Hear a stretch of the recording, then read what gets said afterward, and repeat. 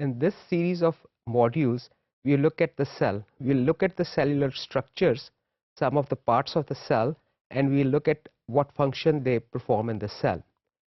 So let's get started. I will like to show you a photograph of cell and which shows different compartments of the cell. And first of all, I'd like to give you a brief description of these parts of the cell and their function.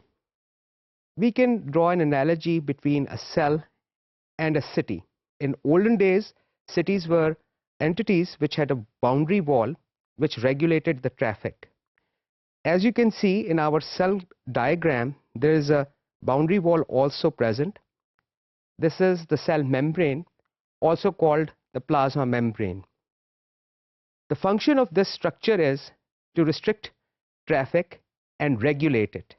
The things that are required for the cell functioning, they are allowed to enter the cell, and things that are not required by the cell are exported out.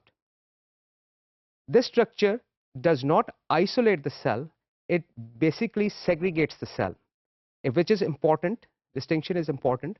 Cells don't exist in a vacuum.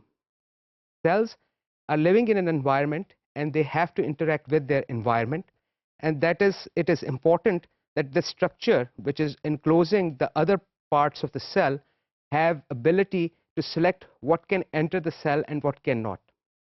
You will also notice that there is a large structure in the center of the cell. I can highlight that. This is the structure I'm talking about. This is the nucleus. In cities, there is a governor house which dictates the functions, various functions of the cell. Nucleus performs that function. It has the information which allows cells to perform their different functions. Cities also need power generation. In cells, mitochondria perform that function. They are the powerhouses.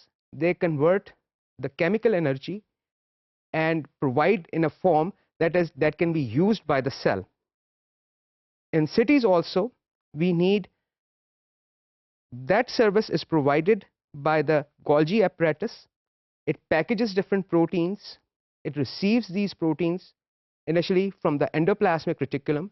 It packages them in vesicles and transports them to different destinations. These vesicles, which have to be transported to different destinations, need a carrier, a transport, which will grab these vesicles and take them to their respective destination. Motor proteins transport vesicles from one destination to another. They have to grab the vesicle and they have to move it along a structure. That substrate along which motor proteins move are the cytoskeletal elements. Cytoskeleton is composed of three different types: microfilaments or actin filaments, microtubules, and intermediate filaments. We'll talk about these three components in more detail later on. At this stage, I would also like to point out that cells also have prisons. Proteins that are misbehaving, they are not doing their job properly, are captured, they're put into a different type of organelle, and these organelles try to reform those proteins. If the proteins are reformed, they're allowed to continue their function in the cell, otherwise they're degraded. These entities which grab misfunctioning proteins are the heat shock proteins. Also, there are structures in the cell that can degrade unwanted material very effectively. These structures are lysosomes. So material that is cell doesn't need to use or has been damaged is sent to the lysosome where it is degraded. Also, these lysosomes are used to degrade material that cell ingests. These materials are present in vacuoles and they fuse with the lysosome, allowing lysosomal enzymes to work on them and degrade them.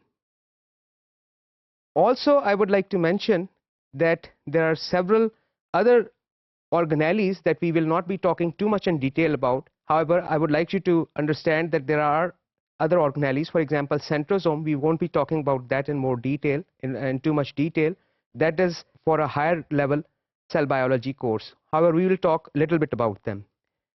Let me conclude this module by defining life. I cannot define life from a philosopher's perspective. However, from a biologist's perspective, we can say life is not a collection of random molecules. Life is a collection of macromolecules or molecules that can perform a specific function in a closed environment, which is maintaining homeostasis, or the internal conditions of the cell are kept constant.